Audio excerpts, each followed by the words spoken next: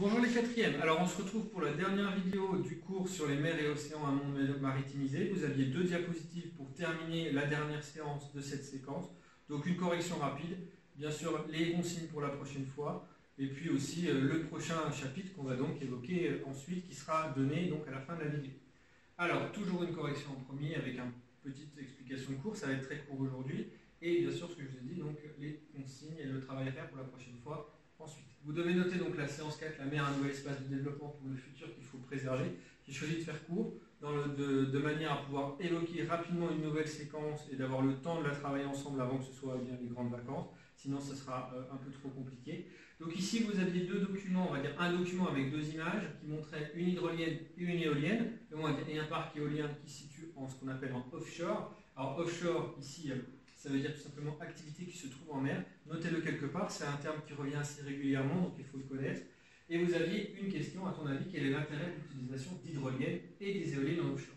Il fallait tout simplement dire que l'hydrolienne, eh bien, c'est quelque chose qui est sous l'eau, qui utilise des courants marins. Un courant marin, c'est quelque chose d'assez continu, donc ça permettra de produire de l'électricité de manière continue en grande quantité si on arrive à installer un certain nombre d'hydroliennes. Donc c'est une source d'énergie potentiellement illimité et en même temps qui est renouvelable, c'est-à-dire que ce n'est pas quelque chose qui va disparaître. Normalement les courants marins sont assez stables, on doit normalement pouvoir réussir à faire fonctionner une hydrolienne de manière continue et constante pendant de nombreuses années.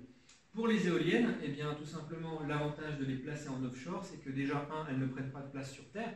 Aujourd'hui, on sait qu'installer une éolienne sur certaines zones, ça pose problème parce que déjà, il faut de la place. Deux, il faut que la zone ne soit pas protégée, puisque vu que ça a une nuisance déjà visuelle et en même temps ça peut avoir une nuisance pour la faune qui est sur les lieux, il y a des fois des restrictions. Troisièmement, il y a les restrictions liées à l'activité humaine. Il faut savoir qu'on ne place pas des éoliennes n'importe où en fonction des habitants qui habitent dans la région. Ça peut avoir des nuisances assez importantes. Donc on se rend compte qu'avoir un grand parc éolien sur Terre, ça nécessite un certain nombre d'aménagements, de compromis. Il y a des contraintes et on ne peut pas non plus en mettre énormément. Quand on est en pleine mer, il n'y a pas le problème du voisinage. Là, déjà, premièrement, ça disparaît. Deuxièmement, vous avez beaucoup plus de, on va dire, potentiel au niveau du vent, au niveau des courants d'air, puisque la Terre a un problème, c'est au niveau du relief qui peut casser les vents, alors que quand on est en pleine mer, on n'a pas ce phénomène-là. Donc on a potentiellement plus de vent et en même temps on a plus de place. Donc c'est vraiment aussi un autre intérêt de les placer en offshore. On a moins de nuisances et on peut avoir potentiellement plus d'énergie encore qui soit récupérée. Donc deux avantages, j'espère que vous avez noté par rapport à ce que je viens de vous dire, les deux avantages de l'éolienne et de l'hydrolienne. Au niveau du document suivant, vous aviez une carte qui vous montrait le 7e continent, c'est-à-dire tout simplement ces zones de déchets qu'on retrouve aujourd'hui un peu partout dans les grands océans. Donc ces déchets qui sont on va dire, déversés en mer et qui ne vont pas se détériorer rapidement et qui vont donc former des amas à cause des courants marins en fait au milieu des océans, et ils vont se retrouver un peu bloqués là au milieu et vont donc avoir des conséquences néfastes sur notre écosystème, sur notre planète. Alors quels sont les problèmes provoqués par les grandes zones de déchets plastiques? Vous avez ici la liste, vous avez des oiseaux qui meurent, vous avez une dégradation qui est tellement lente que de toute manière on imagine qu'à l'échelle finalement d'une génération ça ne se verrait même pas.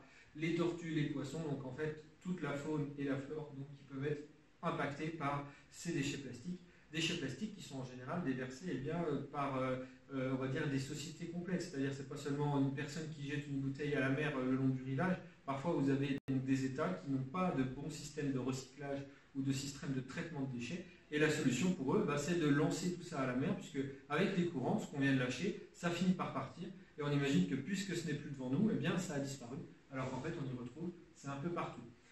Dans la mer, ça reste bien entendu une pollution importante et qui pose des problèmes pour l'avenir.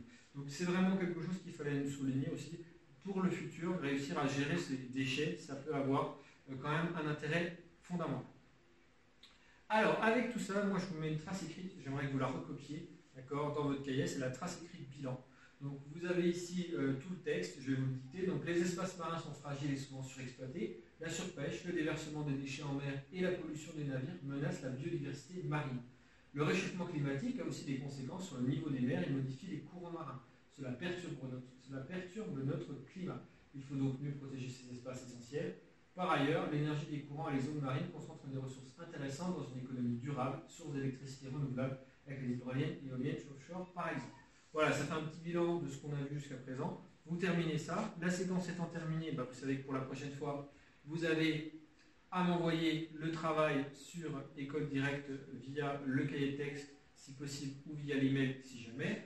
Vous avez à télécharger également le nouveau PowerPoint de la séquence de MC intitulée La justice et le droit. Une présentation d'élèves, la justice et le droit. On part donc dans une séquence d'enseignement moral et civique. Ça nécessite d'utiliser un nouveau cahier, le cahier de MC. Si vous ne l'avez pas, utilisez les feuilles pour pouvoir ensuite coller, quand vous récupérez vos cahiers, et bien, la séquence dans le cahier. Pas la peine d'utiliser un cahier tout neuf. Vous vous rappelez, on a un cahier qui va durer 3 ans, 5e, 4e, 3e.